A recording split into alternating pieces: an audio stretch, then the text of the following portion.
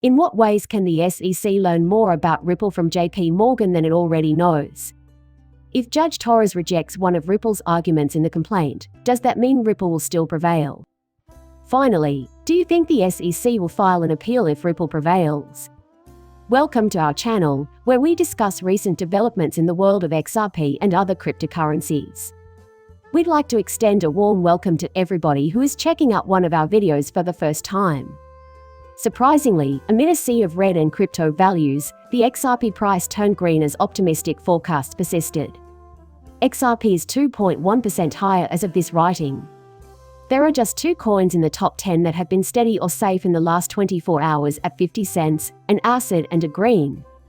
With traders expecting more evidence of a tightening Fed monetary policy stance in Friday's non-farm payrolls report, the cryptocurrency market traded in the red. Bitcoin fell below the $28,000 threshold in trading, and Dogecoin fell by 10%. After Twitter ditched the cryptocurrency icon as its logo, a backlash ensued. A bull flag, a continuation pattern that appears like a downward sloping channel or rectangle represented by 2 parallel trend lines, was also mentioned on its daily chart, as XRP just made its first mark crossing in 2023, which is the Golden Cross. Investors should pay close attention when bulls regain control and attempt to launch a new rise. Prosper and XRP community member Ashley has updated XRP enthusiasts on the latest developments following her Freedom of Information Act request to the SEC and JP Morgan regarding Ripple last year. Prosper also recently tweeted that the SEC had received and was analyzing the search results and associated papers. However, the securities authorities stressed that many of the files needed to be kept secret. A significant number of records appear to involve records for which confidential treatment was sought at the time of submission, so we will need to engage in the CT substantiation procedure. The email stated, "The Securities and Exchange Commission has indicated that such consultation will add an additional 60 days to the review time." The FOIA request was submitted by Prosper in August of 2022. Like numerous members of the XRP community, Prosper claims that the SEC's decision to go after Ripple in December 2020 was influenced by private firms and seeks transparency of any conversations between the SEC and JP Morgan regarding Ripple. Prosper made the FOIA request because he suspects JP Morgan and the SEC had prior interactions that sent off the current Ripple case. However, no progress has been made in getting the SEC to release the materials. Prosper informed the XRP community in March that the SEC had delayed the documents' distribution until the month's conclusion. He came forward about reaching out to Freedom of Information Act supporters in preparation for legal action against the SEC over its intransigence. In response to the news, one prominent digital asset investor speculated that the JP Morgan emails might be larger than Hinman's. The regulators fought hard to keep the emails hidden because they contain internal SEC conversations that led to the contentious 2018 William Hinman speech in which a former SEC executive declared Ethereum and Bitcoin are not securities. After 18 months and 6 distinct venture orders, however, the SEC finally provided the files to Ripple in 2017. Notably, the documents' contents remain unknown to the general public since the SEC has insisted on keeping them under wraps. In order to be among the first to learn about any new developments involving XRP, please subscribe to our channel and enable push notifications.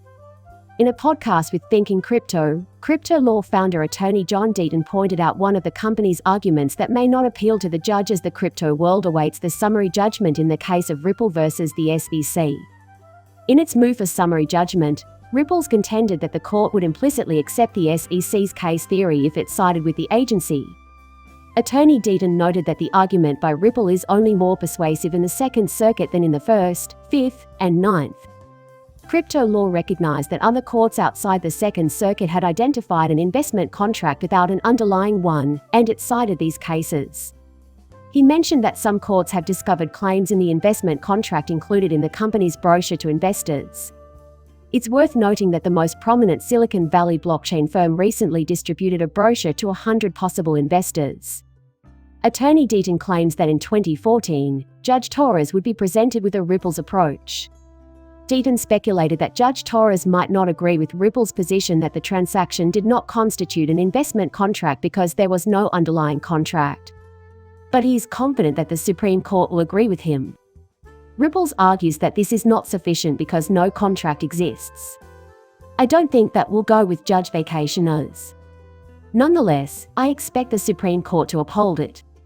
While he acknowledges the argument's merit, he anticipates that Judge Torres will reject it in the same vein as other judges of her caliber. In my opinion, they are doomed to fail in their dispute with her. Ideally, I'd be wrong. Dean was cited as saying, Attorney Deaton thinks Judge Torres' summary judgment will favor Ripple, but Dean did not elaborate on why Dean thought Ripple would prevail in the complaint because the SEC premise was too general. If you told me he was guaranteed an outright victory, a second-place finish, or a Ripple finish, I'd take the latter without hesitation. He remarked, I picked Ripple because the SEC theory is too overbroad, and I know a lot of people disagree with me on that, while Deaton hypothesized that Judge Torres' summary judgment verdict may come as early as May 6. Given the uncertainty, he added, the verdict might not come down until June 1. So, I've been telling people that we should receive the verdict between March 6 and May 6. Right. It might happen even as we speak right now. It might be filed or it might be, like, May 6 th.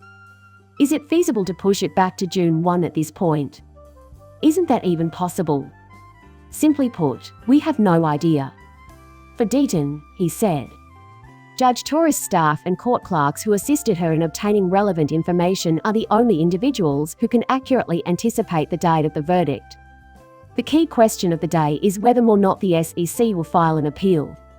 Don't miss out on being the first to know what's going on with XRP if Ripple triumphs. Hit that notification bell and subscribe to our channel now. A summary judgment in the case of Ripple vs.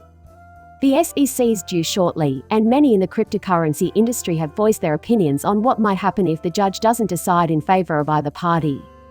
If Judge Analisa Torres finds in favor of the SEC, Ripple has already stated its intention to appeal to the Second Circuit. The SEC's next move, should Ripple prevail, is unknown at this time. The SEC's radio silence has recently ignited a discussion among crypto enthusiasts. There is disagreement among crypto enthusiasts as to whether or not the SEC will appeal a losing case.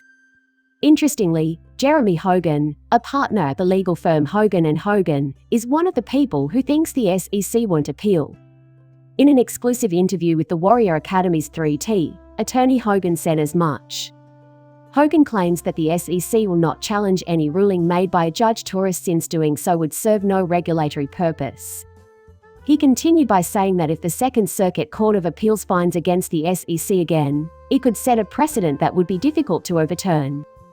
I do not anticipate an appeal from the SEC if the judge rules in favor of Ripple's. Because if the case goes to the Second Circuit in the appellate court and the Second Circuit rules against the SEC, then it becomes a binding precedent, and the SEC has nothing to gain from appealing. He continued by saying that the SEC's ability to win future lawsuits against cryptocurrency firms would be diminished if it lost in the Second Circuit. This is what they will do, I'm 90% confident. Hogan predicted that if the government failed to enforce these restrictions against the crypto space, they wouldn't bother filing an appeal. Attorney Hogan, on the other hand, claimed that if Ripple lost the lawsuit, it would appeal to the Second Circuit and possibly even the Supreme Court. This video has reached its conclusion. Viewers who have found it entertaining should give it a thumbs up. Don't forget to sign up for alerts. See you in the next one. Bye.